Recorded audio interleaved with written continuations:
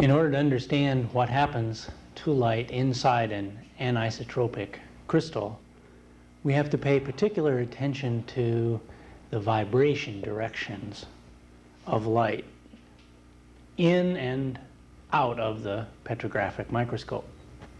Now, when the light emerges from the source lamp of the microscope, it is vibrating in a whole variety of vibration directions. It's propagating toward the stage of the microscope, but vibrating in a whole series of vibration directions. And I can show this schematically by this diagram, which demonstrates the propagation direction this way using a red arrow. And starting from the lamp, then, along the propagation directions, there are a whole variety of vibration directions perpendicular to propagation. And we use a polarizer to control this vibration direction and essentially to change the very randomized system of vibration directions that comes from the lamp into a perfectly systematic set of vibration directions which emerges from the other side of the polarizer.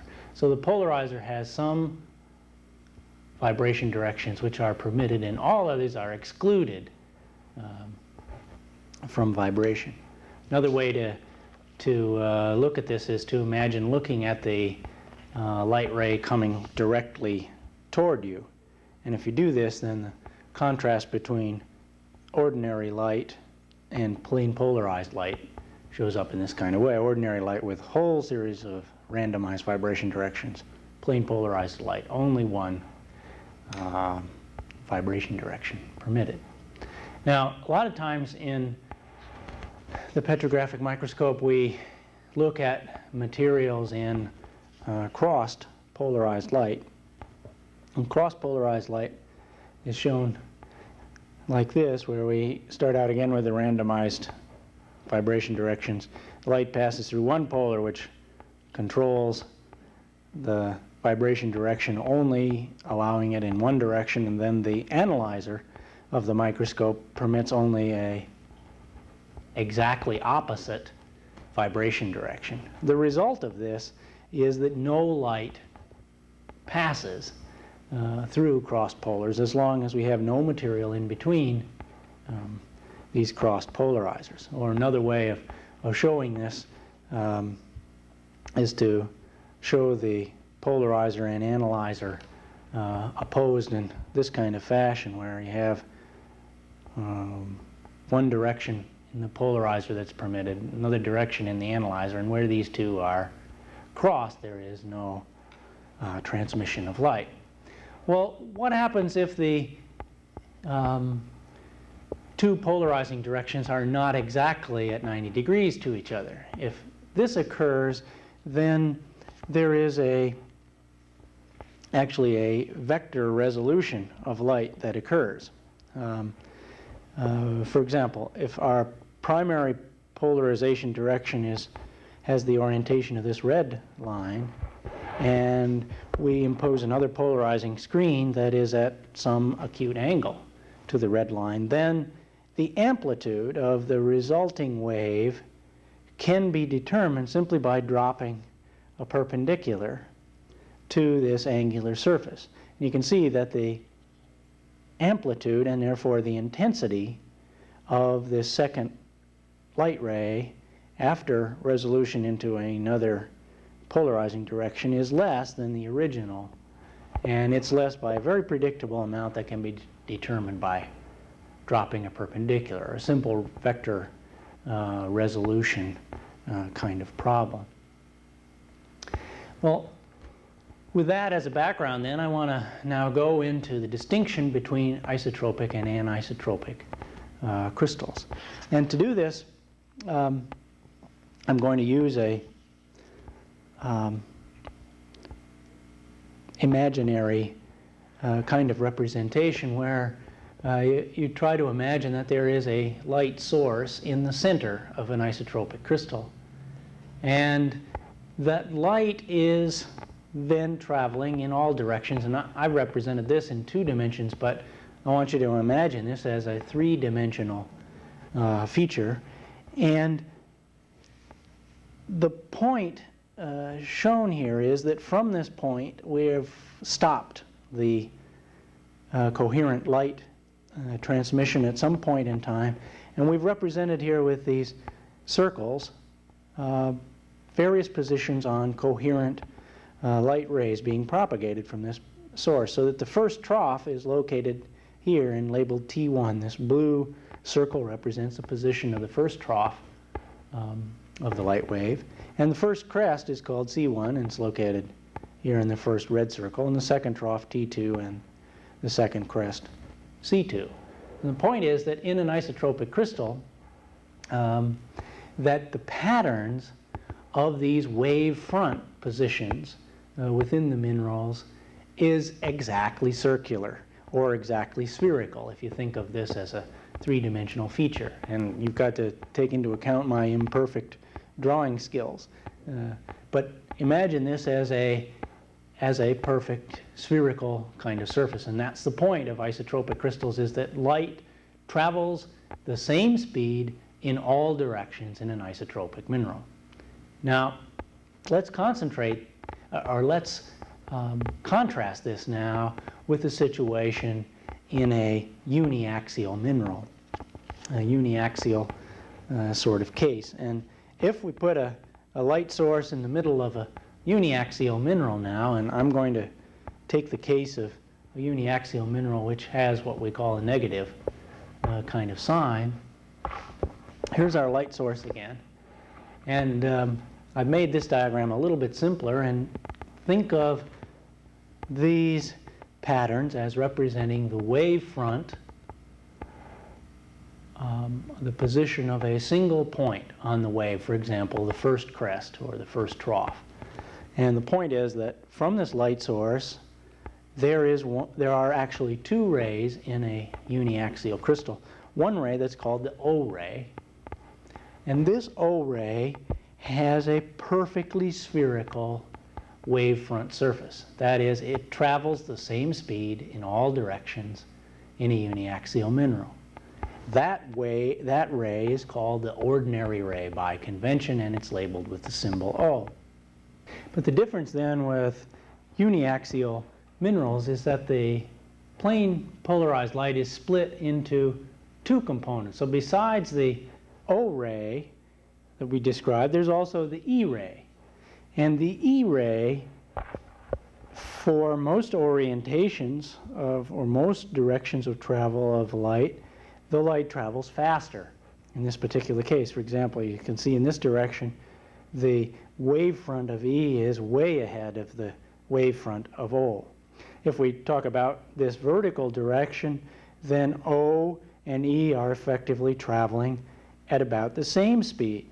And if we think about some intermediate direction between the two, then the difference in the speed of O and E is intermediate to either of the end members.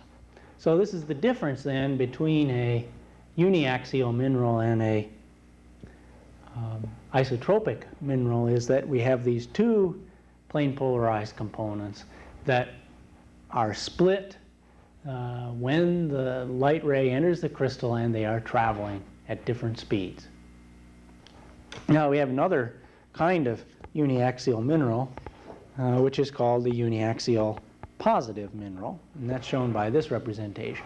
And the only difference from the last one is, the O ray still has a nice spherical wavefront pattern. It travels the same speed in all directions. The E ray, instead of being faster than the O ray in most directions, for a uniaxial positive mineral now, E is slower than O in most orientations. Okay, well, there's a convention, nomenclature convention that applies to uniaxial minerals. We have the ordinary ray. The ordinary ray has the symbol O. And furthermore, we can characterize the refractive index of the ordinary ray. And to do that, we use a symbol for the index of refraction of the ordinary ray, omega, the Greek letter omega. For the extraordinary ray, we use the symbol E when referring to the ray itself, We can say things, for example, that E is the fast ray in this particular mineral. Or if we're referring to the refractive index, then we use the symbol epsilon, in which case we might say the refractive index of epsilon is low in this particular mineral. Now there's a convention then about uniaxial minerals that breaks them into two groups optically. And this convention is summarized here. There are two possibilities. Either epsilon is greater than omega, in which case we call the mineral positive optically, or it's possible that epsilon would be less than omega and the mineral would be negative. And another way of saying the same relationship here is that if epsilon is greater than omega, this indicates to us that E is the slow ray, because if a ray is slow, then it will have a higher refractive index.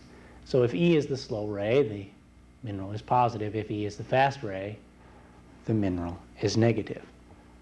Now we can also define another property for the mineral, and this is a property called birefringence.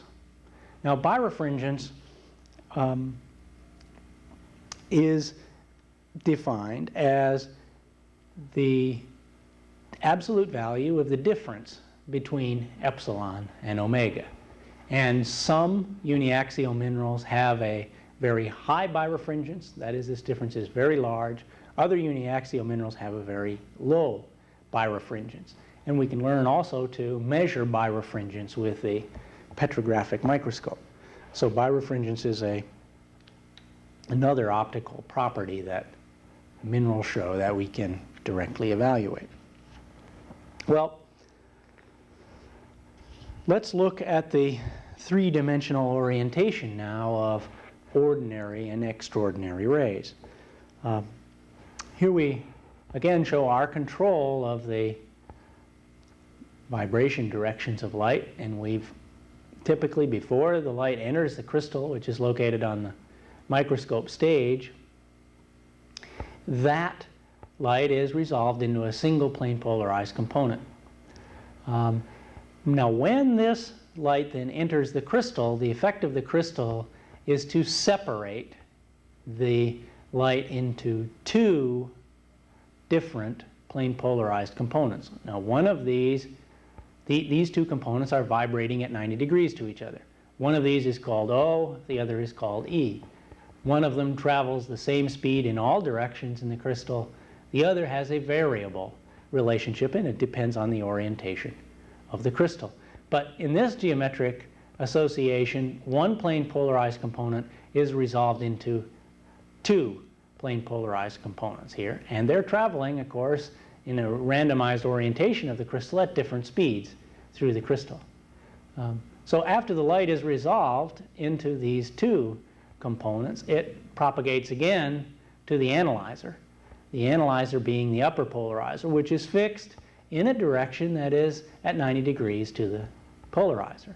And at the analyzer then, these two plane polarized components are resolved back into a single plane polarized direction. And then the light will propagate upward into the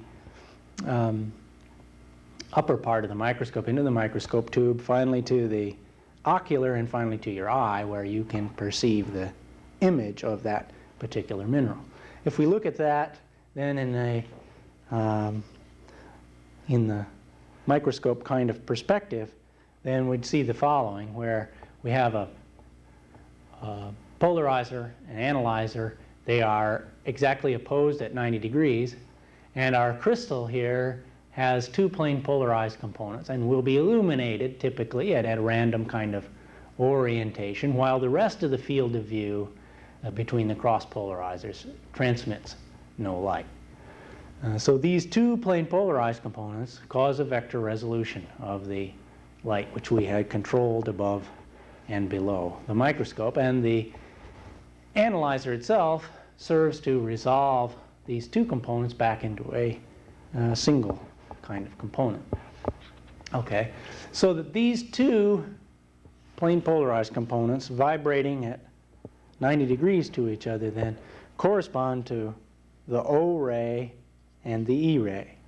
So in this diagram, imagine that the propagation direction is coming straight toward us, out of the screen of the television, and there are two vibration directions. One, the ordinary ray, the other, the extraordinary ray, or one E and one O.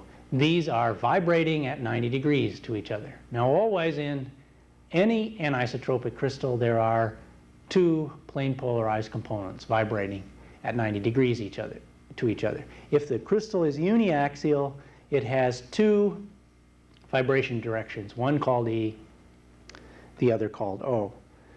Now, this control of the vibration direction that's exerted by the microscope polarizer is crucial. It's one of the points about the polarizing microscope that's most important, really, is that we have control of the vibration direction, and we know exactly where the polarization is occurring, and so that we can resolve and control the light. And I want to demonstrate this with a thin section for you. And this thin section is a section of the mineral tourmaline.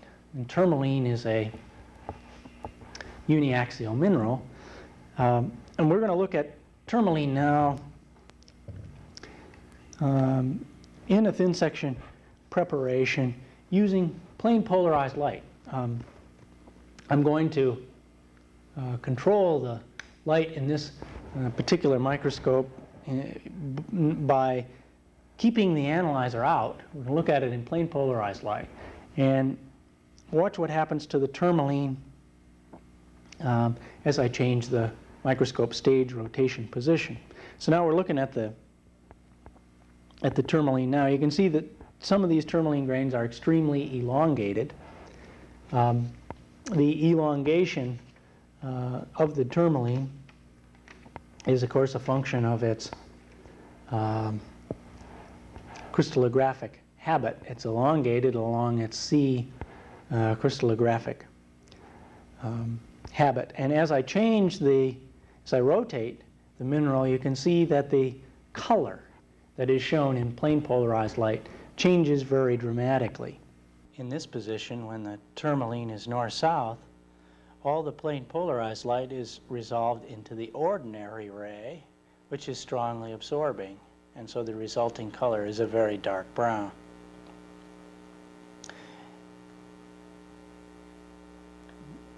This kind of absorption is called omega greater than epsilon. The ordinary ray absorbs white light very strongly, and this results in a strong color.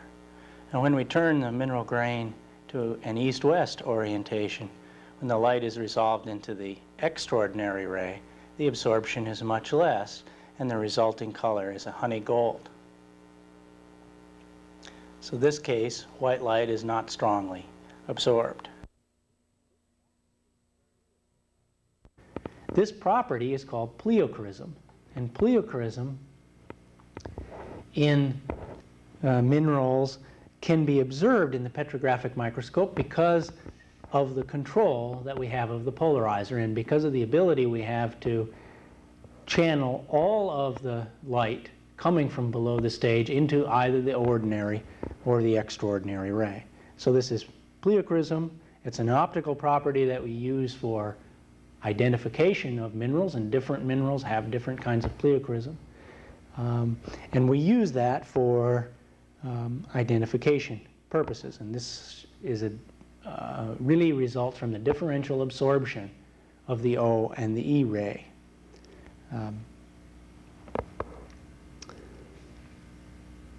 Okay, now I'm going to cross the polarizers here, looking at the tourmaline to show you the occurrence of extinction. You can see that every 90 degrees of rotation, these particular minerals, we reach an extinction kind of position. Extinction occurs when the two plane polarized components of the mineral grain exactly coincide with the position of the polarizer and the analyzer. And I could show that graphically in this sort of fashion, where we have light vibrating perfectly in one 90-degree position at the microscope polarizer, if the crystal is oriented so that the O and the E ray are exactly in a north-south, east-west position, then no light is transmitted by this particular kind of crystal. All the light from the polarizer is propagated into one of the vibration directions of the crystal, either the O or the E ray, depending on its position. And that one vibration direction in the crystal happens to be perfectly canceled by the microscope analyzer. So the result is no light is propagated by that particular crystal. In order to understand why various colors can result from the observation of minerals in cross-polarized light, we have to understand what happens to the waves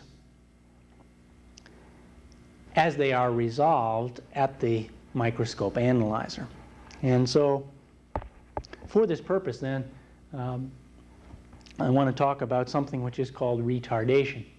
And let's suppose, for example, we're looking at the example of a particular mineral where O is the slow ray and E is the fast ray.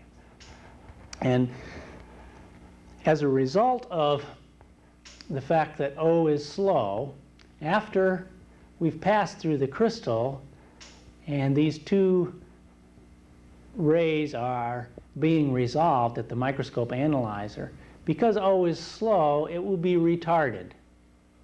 And its position will be a bit behind or a bit out of phase with the E ray. And if we're going to resolve these two waves, they will resolve together and they will produce another wave, which in this particular case, because they're not too much out of phase, will actually have a higher amplitude and therefore be rather intense. The wavelength will be unchanged. But the delay or the slowing of the O ray can be expressed by something we call retardation. So retardation is the differential slowing that has happened between two components that we're again trying to resolve into the same. Now for retardation we use the symbol delta. And delta can be expressed in terms of the wavelength. For example, this kind of retardation is approximately equal to 1/4 of the wavelength of this wave. That is, the O ray is retarded by just about 1/4 of the wavelength. Remember, you measure the wavelength from one crest to the next crest. So one wavelength is here, and 1/4 of a wavelength is approximately the retardation that we show here.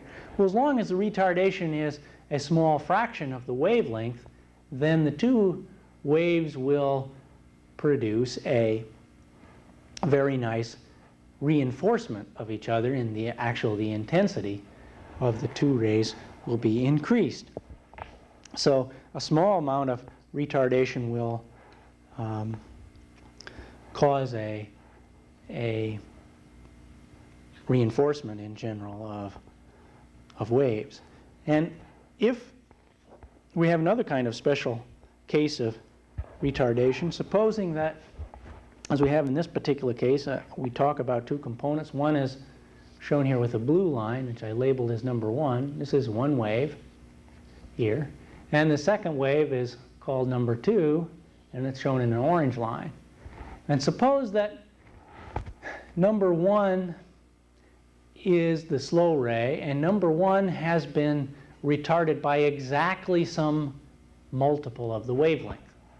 If this happens, then that means that this crest of wave number 1 may be the second crest, and this second crest of wave number 1 happens to coincide precisely with the third crest of wave number 2, so that there is a very perfect phase relationship between these waves because there's been exactly some multiple of the wavelength. The retardation is exactly some multiple of the wavelength.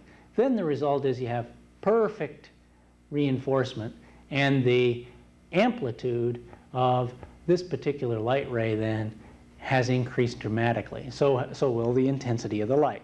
The wavelength, though, see the wavelength measured from this crest to this crest, stays the same during this resolution process. So the result of having a retardation exactly some multiple of the wavelength is to produce a much more intense kind of wave.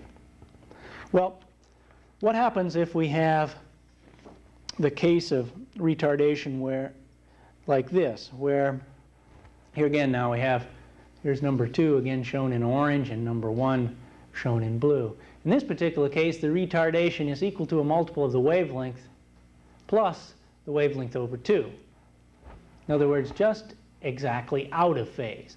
That means that every trough of wave number 1 coincides exactly with a crest of wave number 2.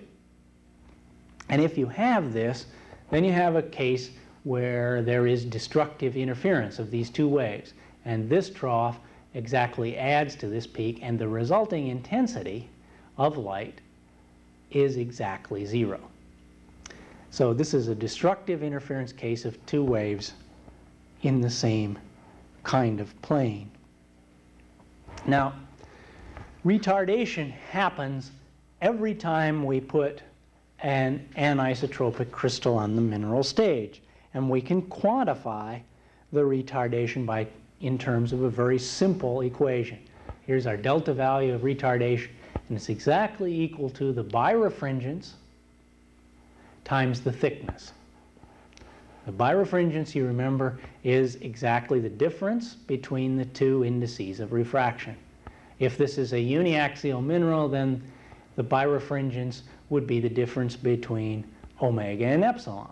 But this is an equation that's completely general for anisotropic crystals and corresponds to simply the index of refraction of one of the plane polarized components, the difference between that index of refraction and the index of refraction of the other plane polarized components. So retardation can be measured in terms of, let's say, nanometers, because nanometers is the unit that we use to measure the wavelength of light. And of course, the thickness of the particular amount matters. The thicker the crystal is, the more the retardation. Or the higher the birefringence, the more the retardation of the particular mineral. Well, let's consider a case now where we're looking at a crystal with white light. And white light does not consist of just one wavelength. White light consists of all different kinds of wavelength. And if we have different kinds of wavelength, then some of these wavelengths may be reinforced by this vector resolution process. Other wavelengths may be influenced destructively. Just to simplify this, consider that we had two different wavelengths. Both of these would be within the visible spectrum. A wavelength of 500 nanometers, which would correspond to a yellow light, and a wavelength of 750 nanometers, which would be a very long wavelength red light. And both of these components are present in white light. If the crystal that we're looking at on the microscope stage imposes a retardation of 500 nanometers on white light, then I think you can see that 500 nanometers is exactly one multiple of the wavelength of yellow light, but it corresponds to one multiple plus 1/2 of the wavelength of red light. And that means that for some wavelengths of white light we have destructive interference, and for other wavelengths of light we have maximum reinforcement or coincidence of the peaks during vector resolution. So this means that for any specified value of retardation, we're likely to find a color, because some wavelengths of white light will be destructively interfered with during the interaction of waves and the vector resolution of waves that occurs at the microscope analyzer after emerging from the crystal. Some wavelengths will be subtracted, other wavelengths will be reinforced. And the result of this then is an interference color. Now, I'm I'm sorry to have to introduce another complexity into this. This complexity is a geometric one and a very real one, and one that we actually turn to our advantage in many kinds of cases. But this has to do with the fact that there is a three-dimensional shift in the vibration direction that comes from the polarizer to the analyzer. Now the polarizer is at 90 degrees to the analyzer, and this means that the ordinary and the extraordinary ray from the crystal, to which this light from the polarizer has been resolved into these two components, when they are resolved, each of these is retarded. One is slower than the other. And when they arrive at the analyzer, then they are resolved into a different vibration direction than they had originally coming from the polarizer. The result of this is that the addition of a peak, which occurs with the E-ray when it's resolved into the analyzer, actually is reinforced by a trough in the O-ray. Another way of expressing this is that the sign of the vector quadrants changes such that the pattern of sign included plus signs or additive kinds of arrangements for anything north of the central point here for the polarizer. But that shifts, and in the case of the analyzer, we're emphasizing eastward kinds of peaks and troughs. So that positive sign shifts from being positive, positive, negative, negative to negative, positive, negative, positive. The result of this is that the additive and cancellation cases that I explained for single plane resolutions in a few minutes ago are actually reversed in the petrographic microscope. This means that cancellation of a particular wavelength of light occurs exactly at a retardation that's equal to some multiple of the wavelength. And addition of two light waves will occur when the retardation is exactly equal to some multiple of the wavelength plus the wavelength over 2. And this is exactly the opposite to what you'd expect if you're resolving waves all in the same plane. So the reason for this reversing is that we are not resolving them in the same plane. We start them out usually in an east-west plane, and we resolve them back into a north-south plane. And because of that, these two cases are reversed. Okay, interference color is what we see then as a result of the differential slowing of light and its resolution back into the single plane polarized direction of the analyzer.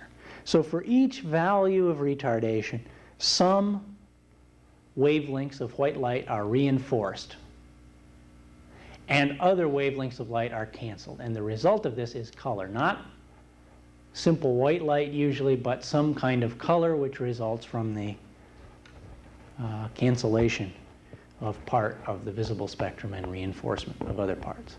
These colors are called interference colors, and they have a particular kind of pattern related to the degree of retardation.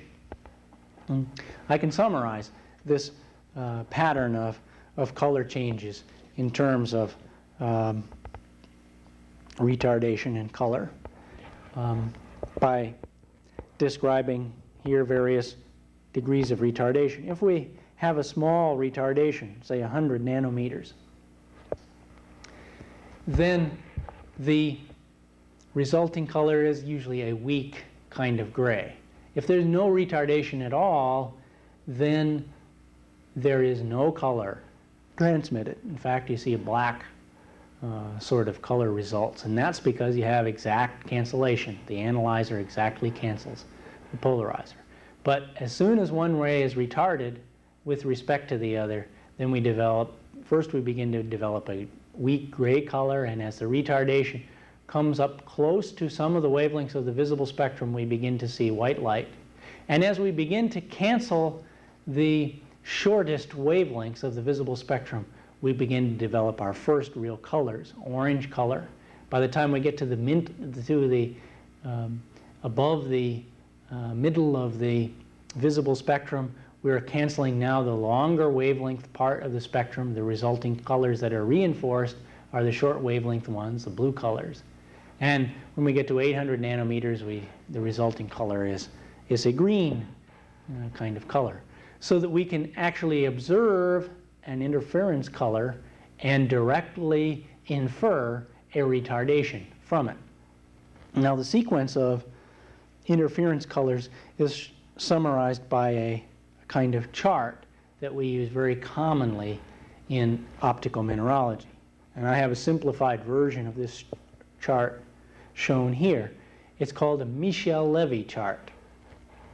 And the Michel-Levy chart simply demonstrates retardation as observed by interference colors.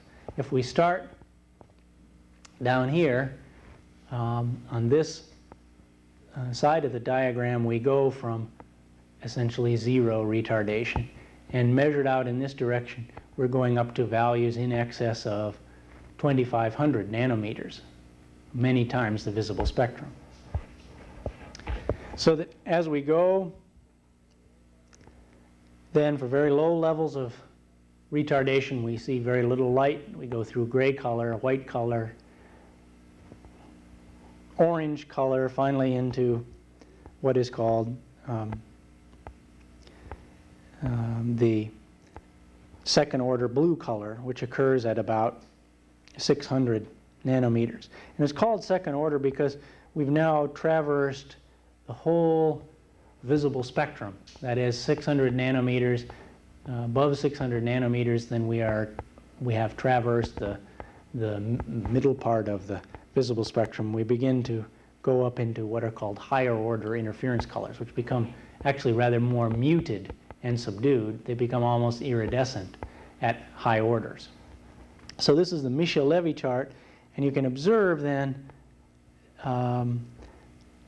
increasing retardation by a sequence of interference colors of this sort. Now the Michel-Levy chart is also graduated on a vertical sense in terms of thickness, and so that the thicker the specimen is, you could measure that thickness along this kind of axis. So if you observed a particular interference color, and let's say that you observed second order blue interference color located here, and you were observing it in a thin section which had a normal thin section thickness, that would correspond to a thickness on this order, and so the position on the chart would be located right here.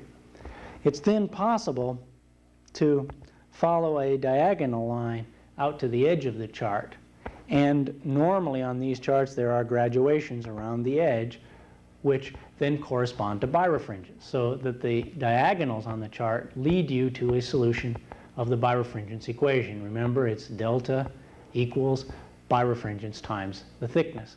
And by convention then, the thickness of thin sections is usually on the order of 0.03 millimeters. And so it's possible then always to get a solution to this, and your Michel-Levy chart that you have in the petrology lab allows you to make the solution of this equation very easily.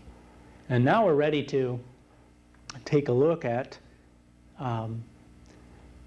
uniaxial minerals in thin section and examine their optical properties in cross-polarized light.